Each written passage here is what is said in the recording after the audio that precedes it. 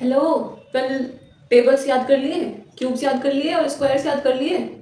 जिससे उसने नहीं करे ना तो पहले इस वीडियो को अभी यहीं क्विट कर दो और फर्स्ट वीडियो जाके देखो। पहले उनको सब कुछ प्रॉपरली क्लियर करके आओ, याद करके आओ, उसके बाद इस वीडियो पे आना, वरना अभी आपका इस वीडियो पे कोई काम नहीं है। ओके। हाँ, तो अभी जो बच्चों ने याद कर लिए हैं वो आ जाओ मेरे साथ, हम एक्स की मिस्ट्री सुलझाएंगे। एक्स की मिस्ट्री सुलझाएंगे, हाँ, तो आज हमारा डे 2 है, जहाँ पर हम बिग 4 कंप्लीट करने वाले हैं। कौन कौन से बिग 4 होंगे? एल्जेब्रा, ज्योमेट्री, मेंसुरेशन, और फोर्थ होगा आपका डेटा हैंडलिंग। तो हम इन 4 को अच्छे से आज इस वीडियो में, इस लेक्चर में कंप्लीट करने वाले हैं। जो जो तैयार है वो फटाफट से कमेंट कर दो रेडी अपने नाम के साथ। ओके। अब आज है डे 2। आज हम इस एक्स की ढूंढ मचाएंगे। पता नहीं कहाँ खोया रहता है, मिलता ही नहीं है, खो ही जाता है हमेशा। इसकी ढूंढ मचाने वाले हैं आज हम। अरे मैं वो वाली एक्स की बात नहीं कर रही हूँ, मैं इस मैथ्स के एक्स की बात कर रही हूँ। देखो यहाँ भी एक्स है, यहाँ भी एक्स है, यहाँ भी एक्स है। एक्स ही एक्स है भाई, अब आगे जाके एक्स ही एक्स आएगा। डरने की बात नहीं है पर इससे, क्योंकि तुम्हारे वाले एक्स तो बहुत खराब थी, ये वाला एक्स अच्छा है, मिल जाता है। थोड़ी मेहनत करोगे तो मिल जाएगा। ठीक है, यहाँ मैं मैथ्स के एक्स की बात कर रही हूँ। तो अभी सबसे पहले हम समझते हैं कि एल्जेब्रा क्या है। ठीक है, अभी हमारा क्वेश्चन है व्हाट, वाह राइटिंग देख रहे हो।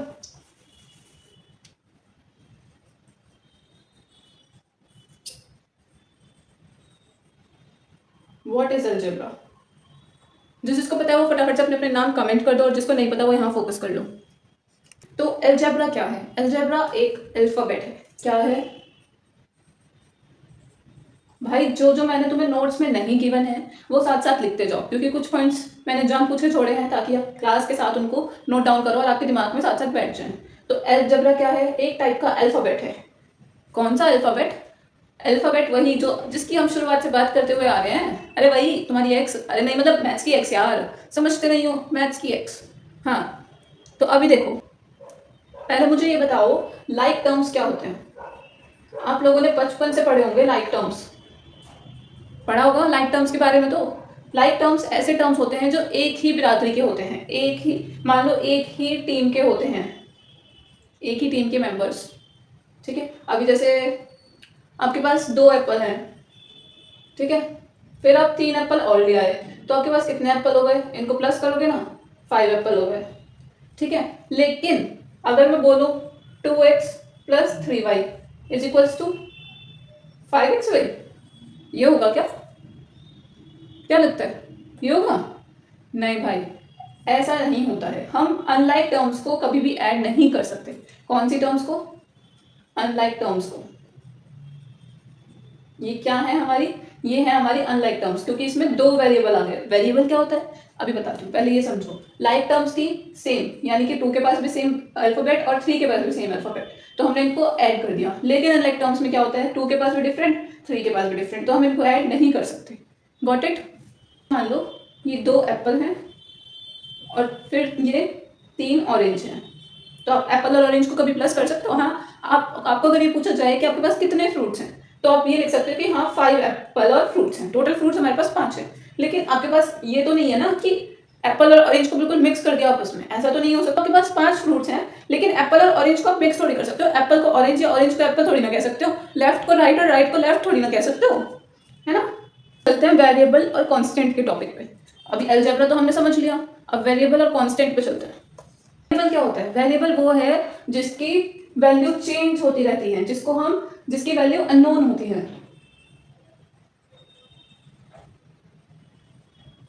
इसकी वैल्यू कैसी होती है? अननोन वैल्यू होती है। ठीक है, ये इसको हम गिरगिट भी कह सकते हैं। क्या? गिरगिट। क्यों क्यों कहते हैं हम इसको गिरगिट? क्योंकि ये अपने रंग बदलता रहता है गिरगिट की तरह ही।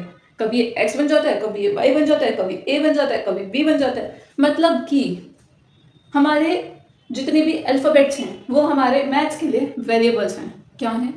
वेरिएबल्स हैं। इस अलजेब्रा वाले टॉपिक के लिए मैं हमारे इंग्लिश के जितने भी अल्फ़ाबेट्स हैं वो सब वेरिएबल्स हैं। अगर मैं तुम्हें ये वेरिएबल रियल लाइफ एग्जाम्पल में बताऊं तो तुम विश्वास करोगे मेरी बात का कि हैं ये रियल लाइफ में भी होता है? हाँ भाई होता है। देखो, गर्ल्स के तो मूड स्विंग्स, कभी कुछ खाना है, कभी कुछ पीना है, कभी कुछ चाहिए, कभी कुछ चाहिए, कभी रोना है, कभी धोना है। और बॉयज़, उनके तो मूड स्विंग्स भी अलग टाइप के होते हैं भाई, उनके तो अजीब ही लेवल के मूड स्विंग्स होते हैं, है ना। तो वो भी तो अपने रंग बदलते हैं, सुबह कुछ मूड स्विंग्स हैं, शाम को कुछ मूड स्विंग्स हैं। अच्छा चलो यही छोड़ो, ये टेम्परेचर ही ले लो भाई, भगवान जी ने क्या कर रखा है, कभी तो बारिश कर देते। अप्रैल का महीना चल रहा है, सोच रहे हो अप्रैल के महीने में कभी तो बारिश हो रही है, कभी इतनी बढ़िया धूप निकल जा रही है, कभी बिल्कुल ठंड हो जा रही है, कभी बिल्कुल गर्मी हो जा रही है कि बिल्कुल पसीने पसीने आ जा रहे हैं। मार्च और अप्रैल टेम्परेचर चेंज हुआ, यानी कि क्या वेरिएबल हुआ, टेम्परेचर में वेरिएंस आया, वो हमारे रियल लाइफ का एग्जाम्पल हो गया। आई बात समझ। और मैथ्स में क्या होगा, इस x की वैल्यू कभी तो 2 हो जाएगी, कभी 3 हो जाएगी, कभी 4 हो जाएगी, कभी 10 हो जाएगी, कभी 100 हो जाएगी, एंड सो ऑन, कुछ भी हो सकती है, जो इसका मन करेगा वो वैल्यू होगी इसकी। तुम रोक के दिखाओ, किसी में है दम इस x की वैल्यू को कांस्टेंट करने का, किसी में हो तो कमेंट कर दो भाई, मुझे बताओ कैसे करोगे तुम, कमेंट में बता के जाना कैसे करोगे तुम, इस x को कांस्टेंट कैसे करोगे तुम, ये बता के जाना। उसके बाद आ जाता है हमारा नेक्स्ट टॉपिक, कांस्टेंट। कांस्टेंट वो होता है जिसकी वैल्यू कभी नहीं बदलती है, यानी कि इसकी वैल्यू हमेशा कैसी रहती है, फिक्स्ड वैल्यू। आप अपने ब्लैंक नोट्स चेक करो, वहां पे डैश इस तरीके से डैश होगा, डैश वैल्यू, तो वहां पे आपको एक में लिखना है अननोन और दूसरे में लिखना है फिक्स्ड। ये बिल्कुल कांस्टेंट जो होते हैं ये बिल्कुल जिद्दी होते हैं, कैसे होते हैं मतलब हद से ज्यादा जिद्दी, इनसे ज्यादा जिद्दी कोई नहीं होगा आज तक। दुनिया इधर की उधर हो जाए, पाताल ऊपर चला जाए, आसमान नीचे आ जाए, लेकिन ये कांस्टेंट ही रहेंगे, इनकी वैल्यू फिक्स्ड ही रहेगी।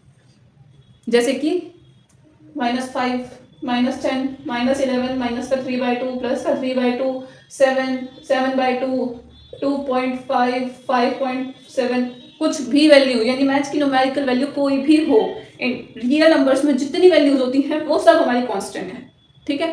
बिल्कुल कैसे होती हैं ये, जिद्दी वैल्यूज। और वेरिएबल्स कैसे होते हैं, गिरगिट की तरह रंग बदलने वाले। देखो अब मैं इसका भी रियल लाइफ एग्जांपल समझाऊं तुम्हें कांस्टेंट का। मैम अब रियल लाइफ एग्जांपल मैथ्स से कैसे दे रहे हो भाई, होते हैं, दिमाग लगाओ, रियल लाइफ एग्जांपल एग्जिस्ट करते हैं। तो देखो तुम्हारा बर्थ डेट, जिस दिन तुम पैदा हुए, क्या वो कभी चेंज हो सकता है, जिस दिन आप पैदा हुए क्या वो कभी चेंज हो सकता है। मान लो मेरा बर्थडे 17 जनवरी को है, तो क्या वो चेंज हो सकता है, पैदा तो मैं उसी दिन हुई हूँ ना। जैसे कि मान लो आपका 10th का रिजल्ट आएगा, जब आप 10th में आ जाओगे फिर आपका रिजल्ट भी आएगा बोर्ड एग्जाम्स के बाद, तो क्या उस रिजल्ट की डेट चेंज हो सकती है रिजल्ट आने के बाद। रिजल्ट आने से पहले तो सीबीएसई वाले खेल जाते हैं, कभी कुछ बताते हैं कभी कुछ बताते हैं, लेकिन रिजल्ट के बाद तो नहीं होता ना। रिजल्ट के बाद तो आपकी जो डेट होती है वही डेट रहती है ना, याद भी रहती है कुछ बच्चों को कि हाँ मेरा उस दिन रिजल्ट आया था, राइट। मैथ्स में क्या होता है, अगर इक्वेशन में वो सामने वाला 2.5 लिखा है तो 2.5 ही है, अगर 7 लिखा है तो 7 ही है, अगर -5 लिखा है तो -5 ही है। अब इन वैल्यूज को अब चेंज करके दिखा दो, किसी में दम हो तो कमेंट कर दो फटाफट से, मेरे को बताओ प्रोसेस, इस फिक्स वैल्यू को अब चेंज कैसे करोगे और उस वेरिएबल वैल्यू को चेंज फिक्स कैसे करोगे, ठीक है। मैं तुम्हें एक बढ़िया सा एग्जांपल दूं, तुम आइसक्रीम खाते हो, क्या खाते हो, आइसक्रीम। मान लो वो कोन वाली आइसक्रीम खाते हो, कौन कौन किस किस को पसंद है भाई वो कोन वाली आइसक्रीम, फटाफट से बता दो मुझे। अब उस कोन वाली आइसक्रीम में, ये मान लिया आपका कोन है, भाई ड्राइंग बहुत गंदी है, डोंट माइंड, ये आपकी आइसक्रीम है, यहाँ से ये टपक भी रही है, इस तरीके से ऐसे बना देते ना बचपन में आइसक्रीम्स। तो ये जो कोन है इसकी वैल्यू फिक्स है, लेट मान लिया कि इस कोन की वैल्यू 10 रुपये है, ठीक है, फिक्स्ड है यानी कि कांस्टेंट है। लेकिन जो उसकी ऊपर की टॉपिंग है, जो तुम फ्लेवर डलवाना चाहते हो, चॉकलेट खाओगे, बटरस्कॉच खाओगे, वनीला खाओगे, स्ट्रॉबेरी खाओगे, कौन सी खाओगे, वो जो ये ऊपर वाली टॉपिंग है वो क्या है, वो वेरिएबल है, वो तुम्हारी चॉइस है, उसको तुम बदल नहीं सकते, सॉरी उसको तुम बदल सकते हो, अपनी मर्जी से चेंज करा सकते हो, ठीक है। तो ये वेरिएबल है। और मैंने इतना अच्छे से समझा दिया, सबको समझ आ जाना चाहिए, जिसको नहीं आया वो दोबारा से कमेंट में पूछ लो भाई, मैं रिपीट कर दूंगी, ठीक है, डोंट वरी। अरे हाँ, एक इम्पॉर्टेंट मैसेज तो मैं आप लोगों को देना भूल ही गई। आज की और कल की क्लास, इन दोनों के combined notes, first thing in दोनों के कंबाइंड नोट्स, और सेकंड थिंग आप लोगों के प्रैक्टिस के लिए एक PDF डे 1 और डे 2 की, इन दोनों की प्रैक्टिस पीडीएफ मैंने अपने टेलीग्राम चैनल पर अपलोड कर देनी है आज शाम तक, नहीं तो कल सुबह तक, प्रॉमिस है। और उस प्रैक्टिस पीडीएफ को अच्छे से कर लेना, वो बहुत इंपॉर्टेंट है आगे के लिए। डन। और उस टेलीग्राम का लिंक बायो में भी होगा, यूट्यूब वाले में, और आज के डिस्क्रिप्शन बॉक्स में भी होगा। ठीक है बच्चों, चलो अब एक चीज और समझते हैं, शिफ्टिंग रूल। शिफ्टिंग रूल क्या कहता है? Let us take an example, x + 3 = 5। ठीक है, ये है अपना एग्जाम्पल। तो ये जो 3 है, ये जब इधर जाएगा, 3 जब 5 की तरफ जाएगा, इधर प्लस में है तो उधर जाके माइनस हो जाएगा। ठीक है, इधर माइनस में होता तो उधर जाके प्लस हो जाता, इधर मल्टीप्लाई में होता तो डिवाइड हो जाता, और डिवाइड में होता तो मल्टीप्लाई हो जाता, प्लस में होता तो माइनस, और माइनस होता तो प्लस। इस रूल को याद रखना, ये बहुत इंपॉर्टेंट है। प्लस बनता है तो माइनस, मल्टीप्लाई बनता है तो डिवाइड। ठीक है, इसके बाद हम आ जाते हैं अपने नेक्स्ट टॉपिक पे, इस अलजेब्रा के लास्ट टॉपिक पे, which is identities.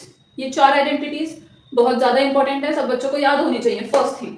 Second thing, in 4 identities के अलावा भी आपकी बहुत सारी आइडेंटिटीज हैं जो चैप्टर 2 पॉलिनोमियल्स में आप लोग पढ़ने वाले हैं।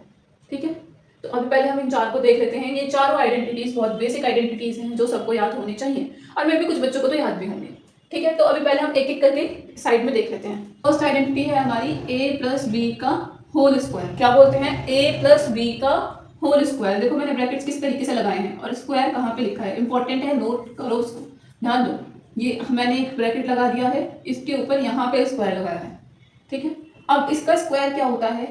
a² + b² + 2ab। इसका प्रूफ दूं? बहुत ईजी है, सिंपल सा है, देख लो। इस a + b का स्क्वायर को हम क्या लिख सकते हैं? a + b × a + b। ठीक है, अब देखो ये जो a + b और a + b है, इसकी मल्टीप्लाई करो, इनके बीच में मल्टीप्लाई है ना, तो मल्टीप्लाई करो। a की मल्टीप्लाई a में a², a की मल्टीप्लाई b में ab, प्लस b की मल्टीप्लाई a में ba, प्लस b की मल्टीप्लाई b में b²। अब देखो हमारा a² आ गया, b² आ गया, a² मैच हो गया, b² मैच हो गया। मैम यहाँ पे 2ab आ रहा है, और यहाँ पे हमारे पास 2 अलग अलग ab हैं, तो इन दोनों को जब हम ऐड करेंगे तो क्या बन जाएगा? a² + 2ab + b²। इस तरीके से भी याद कर सकते हो, इस तरीके से भी याद कर सकते हो, मुझे तो ऐसे याद है, बाकी आप देख लो, ऐसे याद करोगे, ऐसे याद करोगे, जैसे मर्जी कर लो, याद हो जाना चाहिए। डायरेक्ट यूज होता है इन प्रूफ का। ओके, नेक्स्ट हम चलते हैं a - b का होल स्क्वायर।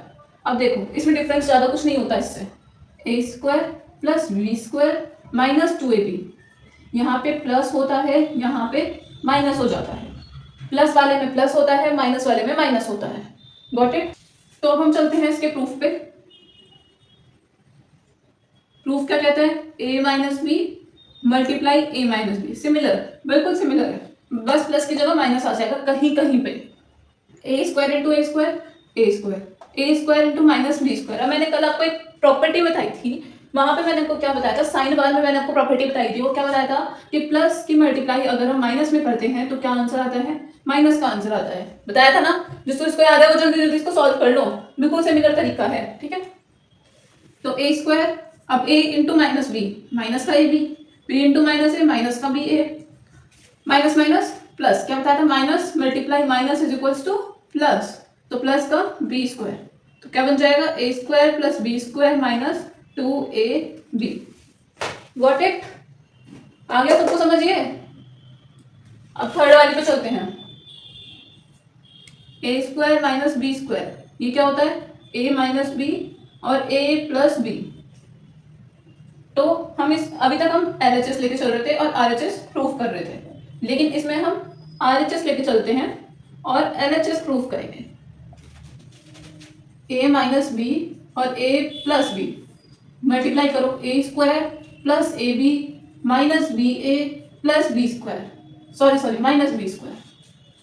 इससे ये कट गया। अब 1 - 1 तो 0 होता है, ये तो बताने की जरूरत नहीं होनी चाहिए मुझे। अगर पढ़ रही है तो देख लो, तुम्हें कितना बेसिक पे जाना पड़ेगा पढ़ने के लिए, 9th क्लास में पढ़ने के लिए स्पेशली। तो ये तो हमारा कैंसिल हो गया, 1 - 1 = 0 आ गया, ab - ba = 0 आ गया, तो क्या बचा? a² - b²। ठीक है, अब हम चले अपनी नेक्स्ट आइडेंटिटी पे। तो हमारी फोर्थ आइडेंटिटी है a plus B plus C का होल स्क्वायर। क्या होगा? A square plus B square plus C square plus 2ab plus 2bc plus 2ca। ठीक है, अभी इसका भी प्रूफ दे देती हूँ मैं आपको, सबका दिया है तो। ये नहीं कि एक खुद कर लो, ऐसा नहीं बोल सकते कि मैम हम खुद कर लेंगे एक, ये वाला आप रहने दो, आप ही कराओ, हमें तो पकी पकाई खिचड़ी चाहिए, चम्मच से खिलाओ हमें तो, है ना, खुद नहीं खा सकते हम उठा के। कोई बात नहीं, सीख लो इधर, फिर करके दिखाना मुझे सब बच्चों को। ठीक है, A plus B plus C multiply A plus B plus C, A square plus B square, sorry sorry sorry sorry, A into A square, A पहले हमने इसकी मल्टीप्लाई इसमें करी, अब इसमें करेंगे, फिर इसमें करेंगे, ए बी प्लस ए सी। अब हम बी की मल्टीप्लाई ए में, फिर बी में, फिर सी में, B A plus B square plus B C. उसके बाद प्लस सी की मल्टीप्लाई ए में, फिर बी में, फिर सी में, तो सी ए plus C B plus C square. अब पहले देखो, ए स्क्वायर दोबारा रिपीट हो रहा है क्या? नहीं हो रहा, ए स्क्वायर हो गया, बी स्क्वायर नहीं हो रहा, सिमिलरली सी स्क्वायर भी नहीं हो रहा। ठीक है, अब ए बी देखो, ए बी या बी ए, ऐसा कुछ हो, अगर ए बी या बी ए, ये दोनों बात सेम है, ए बी और बी ए दो बार रिपीट हो रहे हैं, यानी कि 2ab। अब ए सी और सी ए सी और सी ए, 2ac, बी सी और सी बी, 2bc। तो ये हमारे प्रूफ हो गए हैं चारों आइडेंटिटी के, मैंने आपको प्रूफ दे दिए हैं। अब ये चारों आइडेंटिटी सब बच्चों को लर्न हो जानी चाहिए टिप्स पे, कि रात को कोई आपसे आके उठा के पूछे ना कि भाई 2 बजे उठा गया, भाई सुनियो ए प्लस बी का होल स्क्वायर बताइए जरा, मुझे आ नहीं रहा, तो आपको याद होना चाहिए, नींद में बताना चाहिए कि हाँ A square plus B square plus 2ab, A minus B का square, A square plus B square minus 2ab, A square minus B square, A minus B multiply A plus B plus C का whole square, A square plus B square plus C square plus 2ab plus 2bc plus 2ca। Got it? ऐसे ही याद होना चाहिए जैसे मुझे याद है टिप्स पे। चलो अब हम कुछ क्वेश्चंस पे आ जाते हैं। पहले ये क्वेश्चंस मैंने आपके ब्लैंक नोट्स में भी दिए हुए हैं, साथ साथ सॉल्व कर लो, बाकी क्वेश्चन खुद करोगे।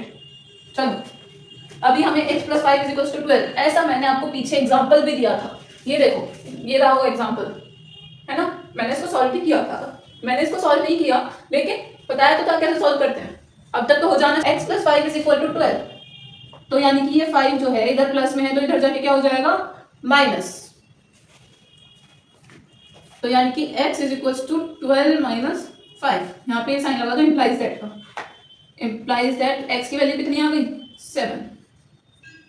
ठीक है, अब इधर डिवाइड में है तो इधर जाके क्या हो जाएगा? मल्टीप्लाई, यानी कि x is equal to 9 multiply 3, 9 3 जा 27।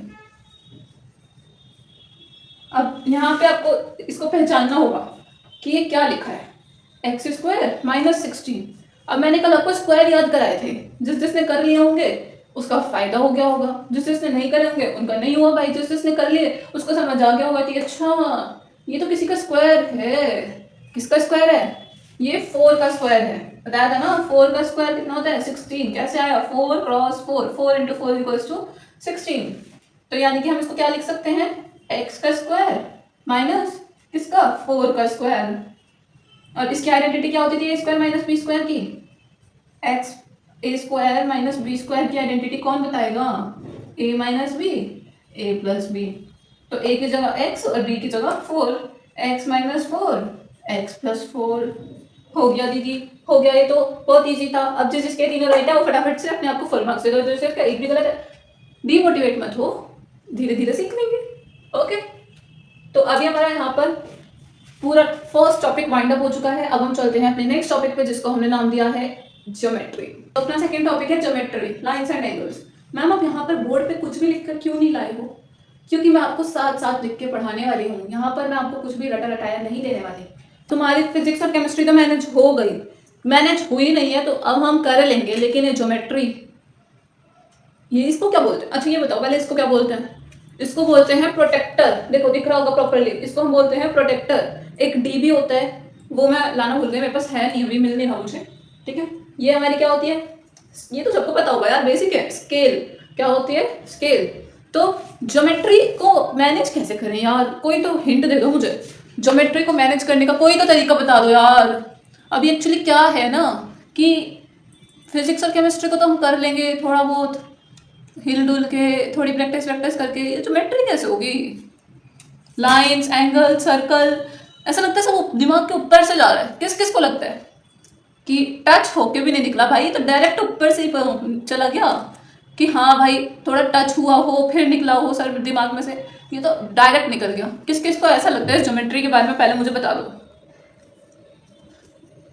अच्छा सुनो, एक इम्पॉर्टेंट बात बताती हूँ। ज्योमेट्री ना कोई सब्जेक्ट नहीं है, ये सिर्फ आपके देखने का एक खिलौना है कि आपका नज़रिया क्या है, आप कैसे देखते हो, ये सिर्फ इस बात पे डिपेंड करता है। आज मैं तुम्हें वो नज़र दूंगी कि तुम हर डायग्राम में आंसर दिखने लगेगा। ऐसे डायग्राम को देख के तुम्हें लगेगा कि हाँ मुझे आंसर पता है, तुम्हें दिखने लगेगा कि इस डायग्राम का आंसर ये है। डायग्राम को देखते ही समझ जाओगे आप लोग। आज हम ज्योमेट्री के बेसिक पिलर्स को खोल कर रखेंगे। मैं कुछ पॉइंट्स आपको नोट्स में नहीं दिए हैं, वो मैं आपको अब नोट करा देती हूँ, साथ साथ लिख लीजिए। तो सबसे पहले हम पढ़ लेते हैं टाइप्स ऑफ एंगल्स। एंगल्स के भी टाइप होते हैं, हाँ जी, एंगल के भी बहुत सारे टाइप्स होते हैं। तो देखो ये मैंने बनाया है एक एंगल, ठीक है। मान लो कि ये ग्राउंड है, लेट यहाँ पे एक एरोप्लेन जा रहा है, यहाँ पे तुम खड़े हो ऐसे और वहां उधर की साइड देख रहे हो। बताओ कैसे देख रहे हो? चलो दिखाती हूँ, तुम लोगों को देखना सिखाती हूँ। ये देखो यहाँ पे तुम्हारी ऐसे आंख है, आंख बाहर निकाल कर तुम ऐसे उसको देख रहे हो। किसको देख रहे हो? एक्स को नहीं देख रहे, एक्स तो चली गई, एरोप्लेन को देख रहे हो। एक्स यहाँ भी आएगी, वो तो एक्स का बेसिक था, ठीक है। अभी थोड़ी बड़ी वाली एक्स को पढ़ते हैं। चलो एरोप्लेन को वहां पे ऐसे नजर घुमा के देख लो, ठीक है। तो यहाँ पर जो एंगल्स बनेंगे उनको हम बोलेंगे acute angles. Acute angles, acute angles तो ये होते हैं, लेकिन इससे पहले आप समझो राइट एंगल। देखो ये है, लेट से यहाँ पे आपका पंखा टंग रहा है, ठीक है। बहुत गंदी ड्राइंग है, मैंने पहले ही बता दिया था। ये आपका पंखा है, यहाँ पर तुम हो और नज़र उठा के ऐसे देख रहे हो, और ये यहाँ पर खड़े हुए हो, ठीक है। ये देखो ये जो एंगल बना, ये बना 90 डिग्री का एंगल। मिल गया जी, मिल गया। ये देखो ये हमारा डी है, दिख रहा है? ये जो डी है, अब इसके बिल्कुल सेंटर में देखो, मैंने यहाँ पे टिका दिया इसको। अभी मान लो मैंने यहाँ पे एक लाइन खींची, अब देखो बिल्कुल स्ट्रेट वाले पार्ट में यहाँ पे आपको क्या दिख रहा है? 90 डिग्री। ये क्या है? 90 डिग्री। यहाँ पर हमने टिक मार दिया, ऐसे डॉट लगा दिया, ठीक है। फिर इसे डी के नीचे वाले पार्ट से घुमा के एक हमने लाइन ड्रॉ कर दी। ये हमारा क्या बन गया? 90 डिग्री का एंगल। अब इस 90 डिग्री के एंगल से पहले के जितने ये आगे वाले नंबर्स हैं उनको हम क्या बोलते हैं? Acute angles. यानी 90 से लेस देन जितने भी होते हैं उनको हम क्या बोलते हैं? Acute angles. यानी कि ये क्या होते हैं? 90 डिग्री से कम होते हैं, ठीक है। उसके बाद इस 90 से जितने 180 तक, 90 से 180 तक के बीच के सारे एंगल्स को हम क्या बोलते हैं? Obtuse angles. क्या बोलते हैं? Obtuse angles. 90 डिग्री, ये देखो ये 90 डिग्री ऐसे है, 90 डिग्री से इधर एक्यूट, 90 डिग्री, 90 डिग्री से इधर ऑब्ट्यूज। ऑब्ट्यूज एंगल्स मोस्टली इस तरीके से दिखते हैं। ये मान लो ये 90 डिग्री है तो सब इधर की साइड बेंट हुए हुए मिलेंगे आपको, ठीक है। उसके बाद अब क्या आता है? Straight angle. ये मान लो ये 90 डिग्री है, ठीक है। अब स्ट्रेट एंगल क्या होता है? ये वाला एंगल पूरा का पूरा कितने का है? ये 180 डिग्री का। यानी कि अगर मैं जी से ऐसे लाइन खींच दूँ स्ट्रेट, तो ये हमारा क्या होगा? 180 डिग्री। क्योंकि देखो ये वाला 0 है, इधर 180 है। नीचे वाला एंगल्स मैं बोल रही हूँ, कभी उल्टा देखने लग जाओ। ये 0 है, ये इधर 180 है। अब इस 0 से 180 तक जाने के लिए मान लो मैंने यहाँ पे ऐसे लाइन खींची, फिर 180 का मैंने मार्क मार लिया। ये वाला जो पॉइंट है ना इंटरसेक्शन वाला, इस पॉइंट को यहाँ पे रखा और यहाँ पे 180 का मार्क मार लिया। अब हमने इसको मिला दिया, क्या बना? क्या बना? यहाँ पे हमारा डी था ना, ये हमारा कितने का एंगल बना? 180 डिग्री का। तो यानी कि स्ट्रेट एंगल 180 डिग्री के इक्वल होता है। लिखते जाओ, सारी बातें लिखते जाओ वरना याद नहीं होंगी, लिखते जाओ, ठीक है। देख रहे हो? नहीं मतलब देख रहे हो? बिना मतलब गिर गया ना, मैंने कुछ कही थी इसे, मैं आपको ही तो डांट रही थी। बिना मतलब गिर गया, आपके फेवर में ही है, वो भी देख लो। ओके, उसके बाद हमारा आता है एक रिफ्लेक्सिव एंगल। रिफ्लेक्स एंगल, ये 180 डिग्री से बड़े होते हैं। कैसे होते हैं? कैसे होते हैं? 180 डिग्री से बड़े होते हैं। ठीक है, कैसे होते हैं? 180 डिग्री से बड़े होते हैं।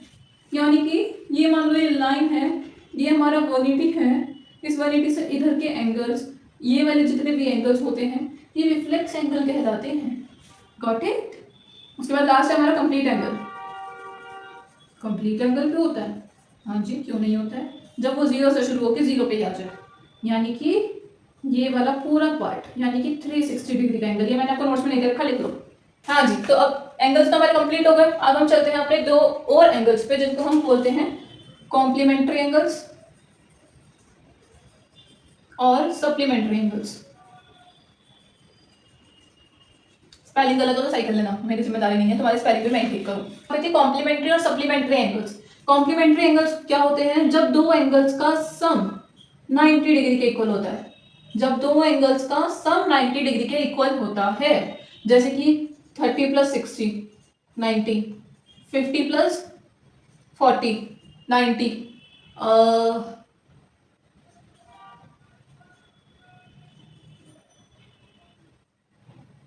12 + 78 90। कोई भी दो एंगल्स हो जाए, अगर उनका सम 90 डिग्री होता है तो वो कॉम्प्लीमेंट्री एंगल्स कहलाते हैं। और एक चीज और ध्यान रखना कि ये जो भी ये दो एंगल्स होंगे ये हमेशा एक्यूट एंगल्स होंगे, यानी 90 डिग्री से हमेशा छोटे एंगल्स होंगे, तभी उनका सम 90 डिग्री बैठेगा। अगर आप 90 डिग्री से एक नंबर भी बड़ा ले लो, 91 + 0 कर दो तो वो 91 होगा, ना कि 90। आया समझ? सप्लीमेंट्री क्या होता है? जब दो एंगल्स का सम 180 डिग्री हो। क्या हो? 180 डिग्री। जैसे कि 120 + 60 180, 130 + 50 180, 170 + 10 180। यहाँ पर आपके दोनों एंगल एक्यूट और ऑब्ट्यूज और राइट एंगल भी हो सकते हैं, कुछ भी हो सकता है, लेकिन 180 से छोटे होने चाहिए और 0 से बड़े होने चाहिए। यानी कि यहाँ पे जो एंगल लाई करेंगे वो 0 से 180 के बीच में करेंगे। ठीक है, ये दो कंडीशन याद रखनी है, ये बहुत इंपॉर्टेंट है। उसके बाद आ जाते हैं हम लाइंस के टॉपिक पे। इस लाइंस के टॉपिक में हम एंगल्स भी पढ़ेंगे और लाइंस तो पढ़ेंगे। मेनली हम एंगल्स ही पढ़ेंगे। ठीक है, देखो लाइन एक है और एक लाइन ये है, ये लाइन L मान लो, ये लाइन M मान लो। ठीक, अब ये लाइन देखो क्या बना रही है, देख रहे हो क्या बना रही है? X बना रही है भाई। ये X बहुत खून पीने वाला है, ये X पीने वाली है, ये X बहुत बहुत बेकार है भाई, बहुत अच्छी भी है ये वाली X, बहुत जल्दी भी मिल जाती है, बट ठीक है, समझो तुम टॉपिक क्या होगा, बस ध्यान मत भटकाओ यार मेरा, गलत बात। हाँ, तो मैं क्या बोल रही थी, ये दो लाइंस जब X बनाती हैं तो इनके आमने सामने वाले एंगल्स, यानी कि ये वाला एंगल 1 और एंगल 2, ये क्या होते हैं? इक्वल होते हैं। यानी एंगल 1 इक्वल होता है एंगल 2 के, एंगल 3 और एंगल 4 भी इक्वल होते हैं, यानी कि आमने सामने वाले एंगल्स इक्वल होते हैं। ये दोनों किस प्रॉपर्टी से इक्वल होते हैं?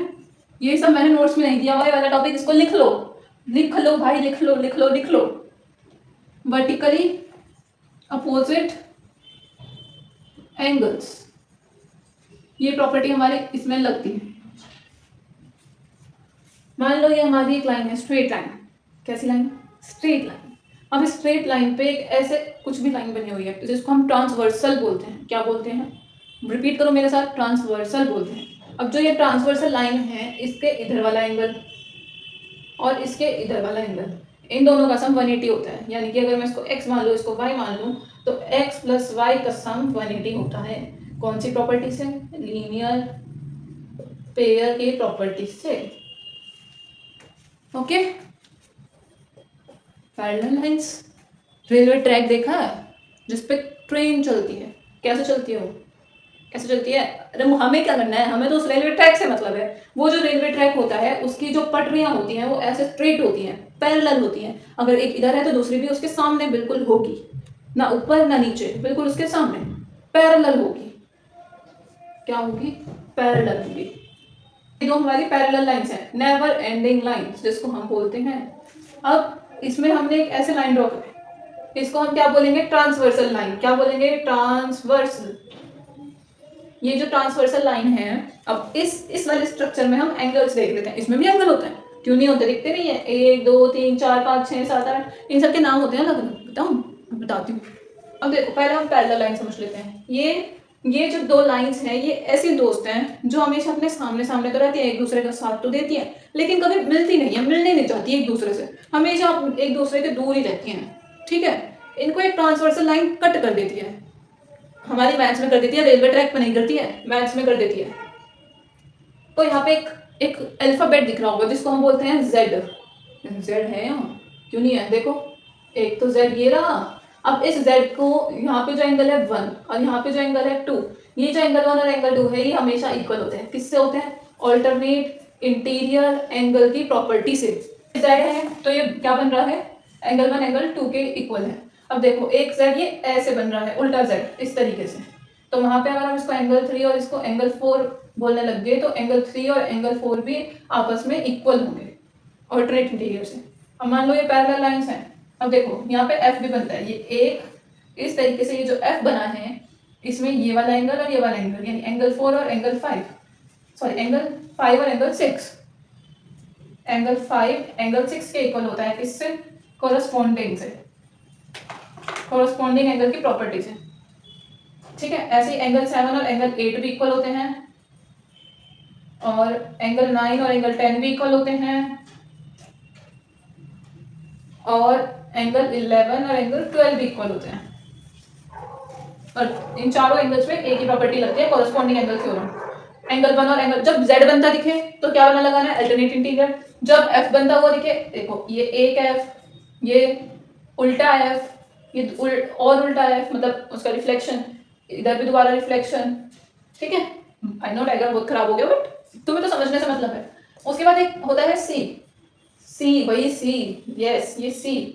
ये जो सी है, यहाँ पर एंगल 3 और एंगल 2 जो आ रहे हैं, इनका सम किसके इक्वल होता है, 180 डिग्री के इक्वल होता है। कौन सी प्रॉपर्टी से, बताया था, लीनियर पेयर की प्रॉपर्टी से, नहीं सॉरी, को इंटीरियर की प्रॉपर्टी से। को इंटीरियर एंगल की प्रॉपर्टी से एंगल 3 प्लस एंगल 2 का सम 180 डिग्री होता है। सिमिलरली एंगल 1 प्लस एंगल 4 का सम 180 डिग्री होता है। I hope you all understand this.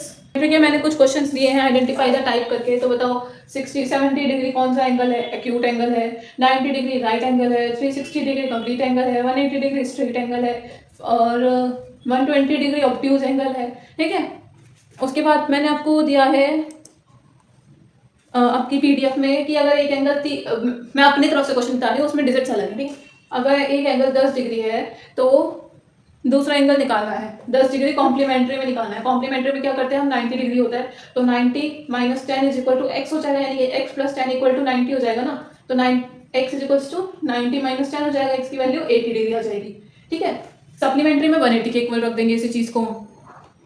दूसरा, अगर एक अगर हमारे पास अल्टरनेट इंटीरियर एंगल्स गिवन है, कहाँ गया, अल्टरनेट इंटीरियर एंगल गिवन है, और मान लो वो 50 डिग्री है, उसमें एंगल 1 50 डिग्री है, तो एंगल 2 कितना होगा, वो भी 50 होगा। क्यों, क्योंकि वो अल्टरनेट इंटीरियर से इक्वल हो जाएंगे। इसी तरीके से दिए हुए हैं, चेक कर लेना आप लोग और उनको सॉल्व कर लेना। उसके बाद हम नेक्स्ट टॉपिक पे आ जाते हैं जो हमारा मेंसुरेशन है। मेंसुरेशन में हमारा फर्स्ट टॉपिक है फेंस वर्सेस ग्रास। यानी कि मान लो ये आपका एक खेत है, फील्ड है, FIELD वाला फील्ड। ठीक है, यहाँ पे आपके ग्रास हो गया। मैम आप ड्राइंग क्यों कर रहे हो, क्योंकि बिना ड्राइंग किए आपको समझ नहीं आएगा। इतने बच्चे इतने शैतान हो, बेवकूफ हो, अगर नहीं है तो मैं बिना ड्राइंग के समझ जाओ। ठीक है, और मान लो यहाँ पर ऐसे एक फेंस लगी हुई है।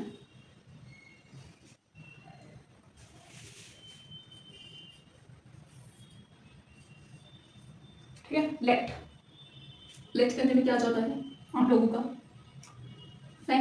फेंसिंग हुई है, यहाँ पर चारों तरफ रेलिंग लगी हुई है ताकि कोई बच्चा इधर से उधर गिर ना जाए। ठीक है, मान लो यहाँ पर ये, इसको हटा देते हैं, मान लो यहाँ पर ये एक गेट है, फिर यहाँ चारों तरफ फेंसिंग है। ठीक है, आने जाने के लिए no guys this important. Okay, तो हाँ, हम कहाँ पे थे, फेंस क्या है, इसके चारों तरफ लगी हुई है, इस फील्ड के चारों तरफ लगी हुई है। जो ये फेंस है उसको हम बोलते हैं पैरामीटर, यानी कि इस पर्टिकुलर ग्राउंड के चारों तरफ को जब हम नापते हैं तो हम उसको पैरामीटर बोल देते हैं। लेकिन जब हम इस ग्रास को नापते हैं, इसको दूसरे तरीके से समझाते हैं। अगर ये फील्ड है, इस फील्ड के चारों तरफ हमें इस फेंस को नापने के लिए इंची टेप या एक वायर का यूज किया जाए, तो वायर को हम ये तो है नहीं ऐसे ऐसे ऐसे ऐसे करके नापेंगे, हम उसके चारों कॉर्नर्स को नापेंगे ना। चारों कॉर्नर्स को ऐसे देख लेंगे कि हाँ इसकी लेंथ इतनी है और ब्रेथ इतनी है। उसके लिए हम इसके चारों तरफ ऐसे वायर को घुमा लेंगे। अब जैसे ही हम उसको घुमाएंगे तो उसको हम बोलेंगे पैरामीटर। लेकिन इस ग्रास, ये जो ग्रास है, इसको अगर हम इस फील्ड को गंजा करना हो, अभी तो इसके बाल है, ग्रास है इसके पास, अगर हमें इसे ग्रास उड़ानी हो, उखाड़नी हो, इसे गंजा करना हो, तो हम क्या बोलेंगे, क्यू इसका एरिया है। ठीक है,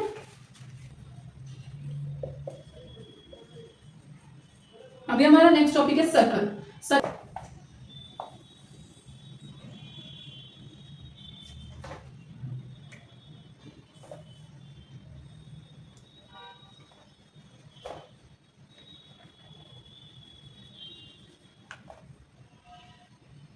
हाँ यार चलो, ये थोड़ा लग रहा है ठीक ठीक सा काम चला लो। ये देखो, ये जो सर्कल है इसकी ये होती है रेडियस। वैसे मैं अभी सर्कल नहीं पढ़ा रही हूँ, बेसिक पढ़ा रही हूँ, तो मैं क्यों पढ़ाऊँ, चलो पढ़ा देती हूँ, फायदा हो जाएगा। ये इसकी होती है रेडियस। ठीक है, अगर हम इस रेडियस को पूरा मिला दें, r plus R is equal to D, इसको हम बोलते हैं डायमीटर। क्या बोलते हैं, डायमीटर। अब जो ये सर्कल है इसका भी सेम फंडा है। अगर हमें इसका चारों तरफ का ये नापना है कि ये कितना बड़ा सर्कल है, वैसे तो हम रेडियस से निकाल सकते हैं फॉर्मूला से, लेकिन उस फॉर्मूला को जानने के लिए तो हमें ये पता होना चाहिए ना कि हम निकाल क्या रहे हैं। हम इस चारों तरफ, अगर हम इसके चारों तरफ ऐसे वायर घुमा दें तो वो हमारा क्या होगा, वो हमारा होगा पैरामीटर। हम सर्कल में पैरामीटर को सर्कमफ्रेंस भी बोलते हैं। ठीक है, सर्कल में सर्कमफ्रेंस का फॉर्मूला होता है 2 पाई r इज द रेडियस। और ये जो पाई है ये तो हर जगह, इसे तो घुसना है, कुछ ही हो मैं तो घुसूंगा, यही वाला काम है इसका।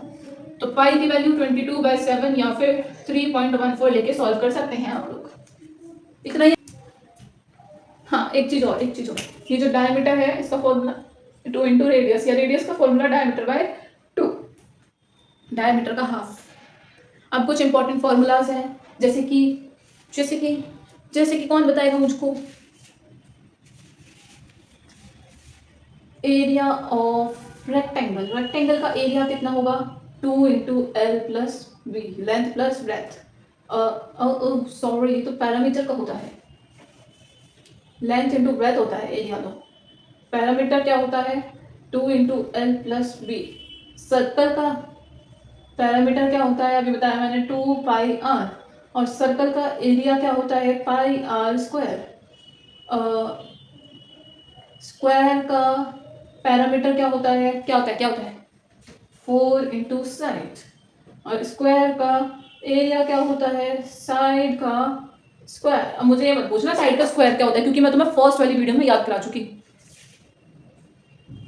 अब देखो यूनिट की क्या गलती करते हो तुम। अगर तुम्हें इसको लेंथ अगर हमें मीटर में गिवन है, तो ब्रेथ भी हमें मीटर में कन्वर्ट करनी पड़ेगी, चाहे वो सेंटीमीटर में हो, डेसीमीटर में हो, किसी में ही हो। फिर हमें उसे मीटर में लाना पड़ेगा, या फिर हमें लेंथ को भी उसी यूनिट में ले जाना पड़ेगा, सेम में ले जाना पड़ेगा। क्यों, क्योंकि हम एरिया में क्या करते हैं, सेम डायमेंशंस की मल्टीप्लाई करते हैं, यानी m into M is equals to M square लिखते हैं। ठीक है, इस चीज़ का ध्यान रखना। उसके बाद कुछ क्वेश्चंस दिए हैं कि रेक्टेंगल का पैरामीटर निकालो, एरिया निकालो रेक्टेंगल का, एरिया सर्कल सर्कमफ्रेंस, ये सब आप लोग कर लेना खुद से, मैंने आपको समझा दिया, खुद कर लेना। उसके बाद हमारा लास्ट टॉपिक है डेटा हैंडलिंग, उस पर चल लेते हैं हम। डेटा हैंडलिंग के 4 पिलर्स, मीन, मीडियन, मोड और ग्राफ। नाम तो सुने होंगे, सुने हैं या सुने हैं या सुने हैं, बता दो जरा। तो यस, मीन को हम फेयर शेयर भी बोलते हैं। क्या बोलते हैं, द फेयर शेयर, मतलब सब लोगों में बराबर बांटना, इस तरीके से आप बोल सकते हो। मतलब मान लो अगर मेरे पास 10 चॉकलेट हैं और मेरा एक और भाई है मेरे साथ, हम 2 भाई बहन हैं, और मान लो मेरे पास 10 चॉकलेट्स हैं, तो मीन का मतलब क्या है कि मैं उसे भी 5 दे दूँ और अपने पास भी 5 रख लूँ। अगर तुम सबको मुझे डिस्ट्रीब्यूट करनी है तो क्या मैं एक बच्चे को ज़्यादा और एक बच्चे को कम दूंगी, नहीं ना, मेरे लिए तो सब इक्वल है ना, तो मैं सबको इक्वल दूंगी ना। यही डिफरेंस है मीन में। मीन का मतलब क्या है, सब में इक्वली डिस्ट्रीब्यूट करना। डेटा है 1 + 1 2 10 5 7 9, इस तरीके से आपको डेटा दिया हुआ है, ये कुछ डिजिट्स ऐसे दिए हुए हैं। ठीक है, अब आपको इसका मीन निकालने को बोला है। मीन को हम x बार से भी रिप्रेजेंट करते हैं, ये क्या होता है, बार। हाँ, तो मीन जो है इसका फॉर्मूला क्या होता है, सारे नंबर्स को प्लस कर दो, 1 + 2 + 10 + 5 + 7 + 9। अब ये देखो कि ये अपॉन में ये कितने डिजिट्स है, 6। तो यानी कि इसका फॉर्मूला क्या बना, sum of given number upon total digits. यहाँ पे भी नंबर की जगह डिजिट्स लिख लो, ठीक है। मीन का formula some of given digits upon total digits. इनको प्लस करके सॉल्व करके देख लेना, तो मैंने ऐसे एवे एग्जांपल उठा लिया है। नेक्स्ट होते हैं हम मीडियन पे, किसमें, मीडियन पे। अगर मैं तुम सबको हाइट वाइज लगा दूं, ठीक है, हाँ, तो एक बच्चे को यहाँ से हटाया, एक यहाँ से, एक यहाँ से, एक यहाँ से, एक ये, फिर इधर से भी थर्ड, इधर से फोर्थ, इधर से फोर्थ, इधर से फिफ्थ, इधर से फिफ्थ, इधर से सिक्स, इधर से सिक्स। ये एक बीच का बच्चा बच गया। ये जो बीच का बच्चा है यही हमारा मीडियन है ना। हाँ, सभी डिजिट्स को असेंडिंग ऑर्डर में लगाओ, असेंडिंग ऑर्डर में लगाना, असेंडिंग या डिसेंडिंग मर्जी है। उसके बाद जो बीच का बिच्छू होगा तो वो हमारा क्या होगा, मीडियन होगा। ओके, अरेंज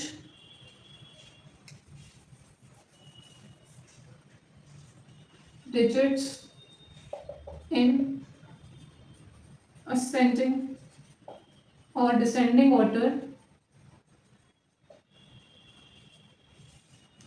उसके बाद मिडल